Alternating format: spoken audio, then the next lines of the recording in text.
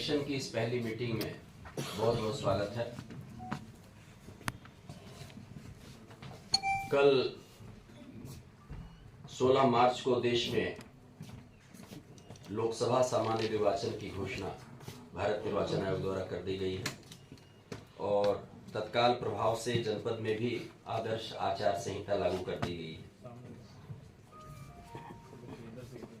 एक बार जरूर हम इस बात से जरूर शुरू करना चाहेंगे कि ये हम लोगों के लिए निश्चित रूप से एक प्राइड मोमेंट होता है, जबकि हम लोग दुनिया के सबसे बड़े इस डेमोक्रेटिक फेस्टिवल में जो हम लोग का जनरल इलेक्शन होता है, खास करके लोकसभा का जब पूरे देश भर में चुनाव का उत्सव प्रारंभ हुआ है और पूरे देश में जो आंकड़े हैं 96.8 करोड़ मतदाता,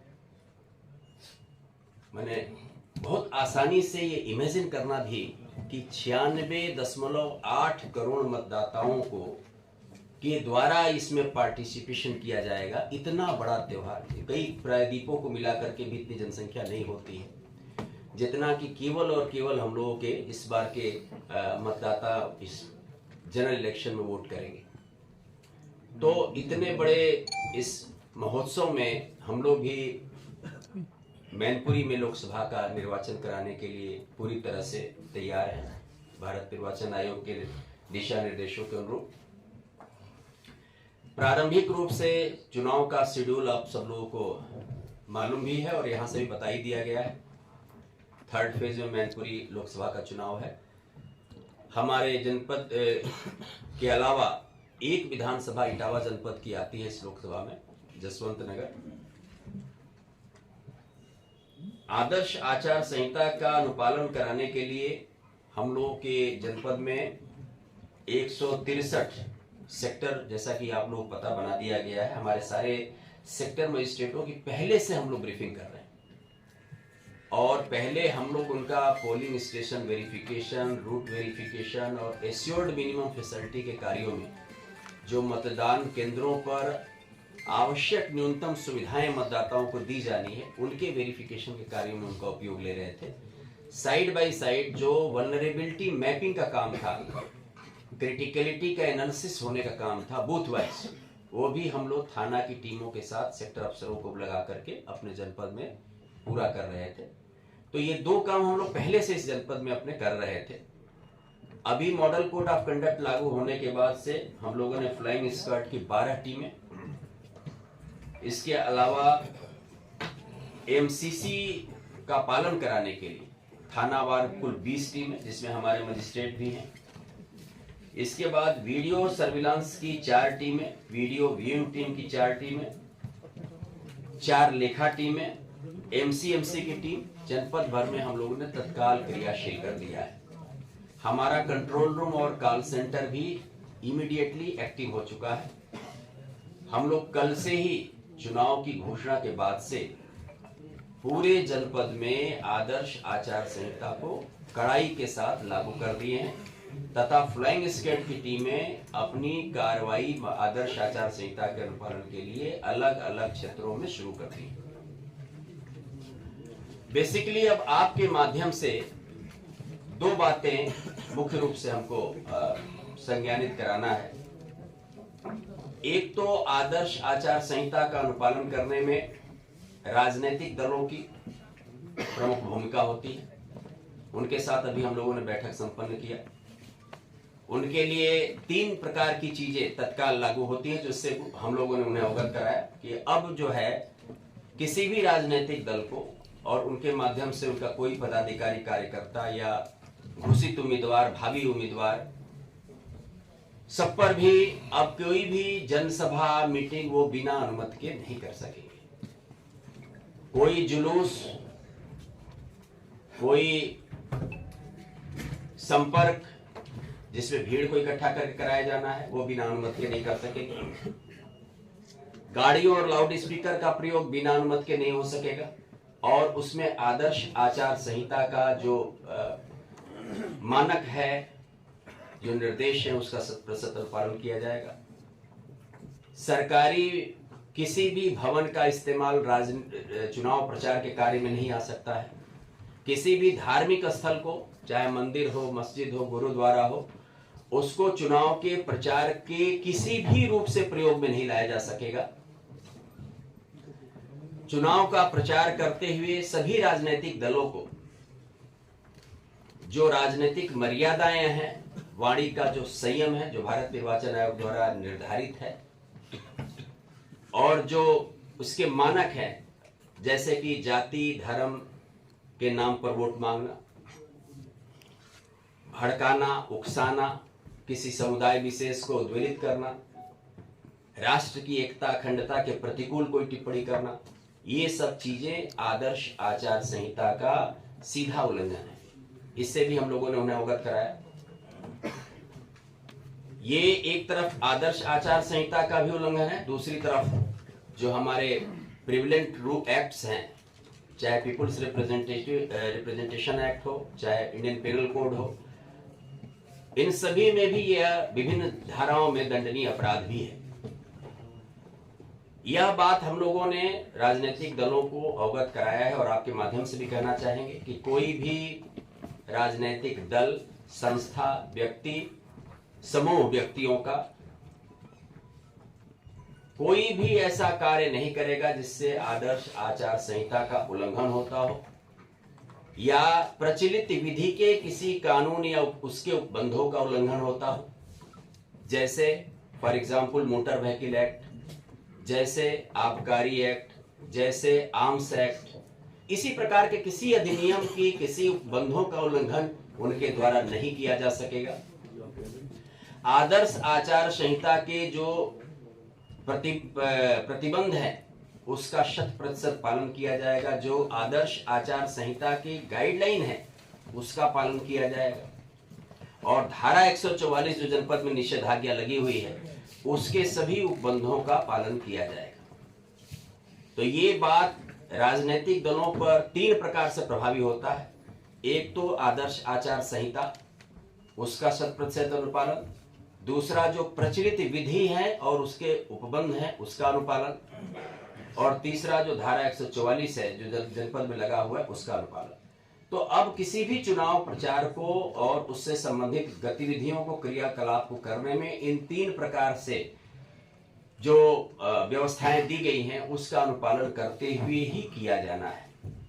जहां तक प्रचार प्रसार की बात है तो जो सरकारी, अर्ध सरकारी निगमों के भवन, वाहन, संसाधन, ये तो पूर्णतया प्रतिबंधित हैं, किसी भी प्रकार के चुनाव कार्य में प्रयोग में नहीं लाए जा सकेंगे।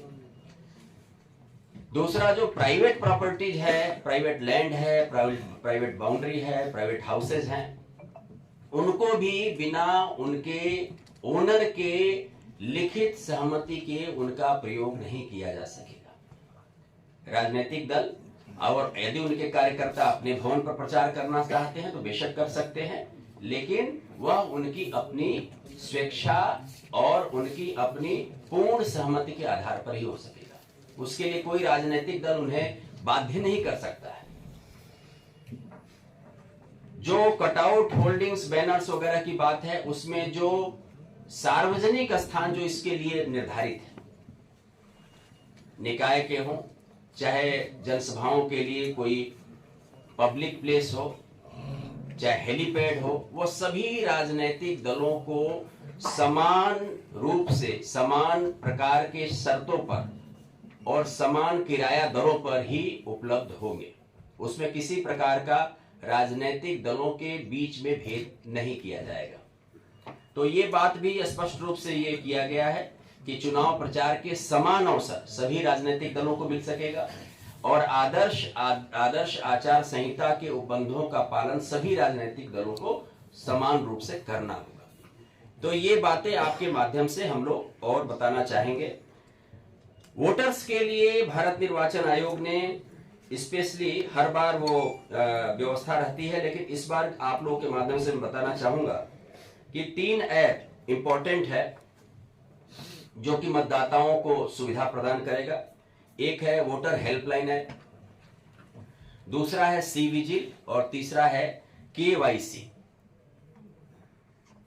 तो जो WHA है, वोटर हेल्पलाइन ऐप है, इसके माध्यम से कोई भी मतदाता अपना मतदाता होने का वो अपने मोबाइल से ही वो सर्च कर सकता है, अपना ईपिक डाउनलोड भी कर सकता है और अपने बीएलओ और ईआरओ के विषय में जो इलेक्टोरल रजिस्ट्रेशन अफसर है उनके विषय में वो जानकारी भी हासिल कर सकेगा कि उसका किस भाग संख्या में कहा नाम है, उसके बीएलओ कौन है, ईआरओ कौन है। ये एक बहुत सुविधा मतदाताओं का ऐप है, वोटर हेल्पलाइन है, और इसके माध्यम से अगर उसके पास चाहे तो अपना ईपिक डाउनलोड भी कर सकता है, ईपिक डाउनलोड कर सकता है।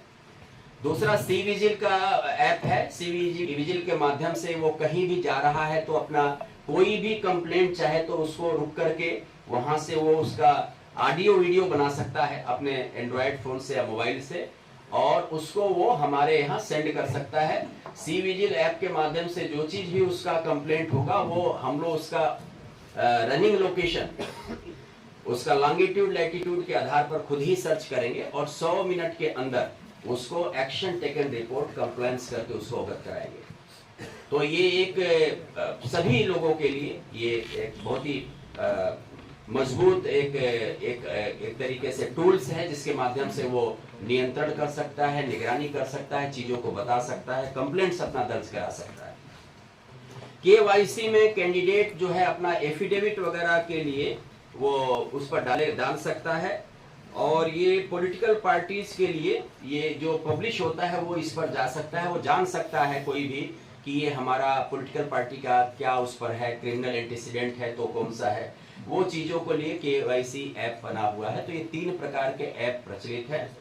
राजनीतिक दलों के लिए सुविधा पोर्टल के माध्यम से भी वो अप्लाई करके परमिशंस ले सकते हैं, उनके लिए जरूरी नहीं कि वो आज चल के ही आए, सुविधा पोर्टल का उपयोग कर सकते हैं। तो ये तमाम आईटी प्लेटफॉर्म इस पर भारत निर्वाचन आयोग ने मतदाताओं के और राजनीतिक दलों की सुविधा के लिए लॉन्च किया हुआ है। एमसीएमसी के प्रावधान लागू हुए हैं, मीडिया सर्टिफिकेशन का, जिसमें प्री सर्टिफिकेशन होता है राजनीतिक दलों के लिए। ये जरूरी है कि वो कोई अगर अपना न्यूज प्रकाशित करते हैं, प्रचार के रूप में प्रचार सामग्री प्रकाशित करते हैं या इलेक्ट्रॉनिक चैनल पर चलाते हैं तो उसका प्री सर्टिफिकेशन कराए वो पहले से। तो एमसीएमसी कमेटी हमारी अध्यक्षता में बनी हुई जिला निर्वाचन अधिकारी की, जिसमें जिला सूचना अधिकारी जी भी शामिल हैं, और उनके माध्यम से अप्रोच करके इसमें कोई भी इस प्रकार का प्रचार सामग्री अगर मुद्रित कराना हो, समाचार पत्रों के माध्यम से प्रचार करना हो या चैनल के माध्यम से, केबल्स के माध्यम से, तो उसका प्री सर्टिफिकेशन वो करा सकते हैं। यही चीज पेड न्यूज के लिए भी ये लागू होता है। तो ये एमसीएमसी की टीम भी जनपद में गठित कर दी गई है। कुल मिलाजुलाकर की जो प्रारंभिक तैयारियां, आपसे हम लोग रेगुलरली मिलते भी रहेंगे अपने मीडिया के साथियों से, और ये भी बहुत जरूरी है कि जैसा कि कल अभी हमारे अधिकारी भी आपसे चर्चा कर रहे थे कि मिस इन्फॉर्मेशन, अभी कल के जो भारत निर्वाचन आयोग का जो प्रेस एड्रेस था उसमें हम लोग सुन भी रहे थे कि 4M पर बात किया था सर ने, और उसमें एक पार्ट था उसका मिस इन्फॉर्मेशन। कई बार कई ऐसी चीजें होती हैं जो कि सोशल मीडिया में विशेष करके जो कि इस प्रकार से चलती हैं जो कोई फैक्ट पर आधारित नहीं होता है, लेकिन वो इस प्रकार से तेजी के साथ वो अपना इम्पैक्ट दिखाती हैं कि अननेसेसरी लोगों में एक गलत धारणा, गलत प्रकार की चीजें डेवलप करती है। वहां जरूर आपके एक एक्टिव रोल, एक सकारात्मक सहयोग की हम लोग को अपेक्षा रहेगी पूरे चुनाव भर में। लेकिन इसके अलावा भी मीडिया के सभी साथियों का, क्योंकि आप जो है दिन रात लोगों के बीच में काम करते हैं, सूचनाओं का संकलन करते हैं, तो आपका जो भूमिका है स्वस्थ लोकतंत्र में और एक पारदर्शी व्यवस्था में आपका बहुत सहायक हो सकता है। आपके माध्यम से हम लोग बहुत सारी ऐसी सूचनाएं समय रहते प्राप्त कर सकते हैं जो कि जिसके आधार पर कि कोई भी ऐसी चीज हो सकती है जिसको कि कंट्रोल करने के लिए हमारे पास समय मिल जाए, चीजें मिल जाए, और उसको हम लोग समय रहते ठीक कर लें, करेक्ट कर लें, या कहीं पर कोई ऐसी चीज हो रही है जिसमें हम लोगों को और अटेंशन की जरूरत हो, उस पर हम लोग फोकस कर सकते हैं। तो मैं आशा करता हूँ कि आगे चल करके हम लोग बराबर इसमें मिलते भी रहेंगे और हम लोग चीजों पर आपस में शेयर करेंगे। नॉमिनेशन फेज अभी चूंकि हमारे यहाँ से बाद में है, 3rd फेज में है, और हमारे यहाँ नोटिफिकेशन का 12 अप्रैल का डेट रखा हुआ है भारत निर्वाचन आयोग ने, तो अभी वक्त है। इस बीच में हम लोग फिर मिलेंगे और उसमें नॉमिनेशन के पहले फिर उसकी क्या तैयारियां हैं, उसमें क्या मानक है, उस पर हम लोग फिर विस्तृत चर्चा करेंगे। आप सभी का बहुत बहुत धन्यवाद।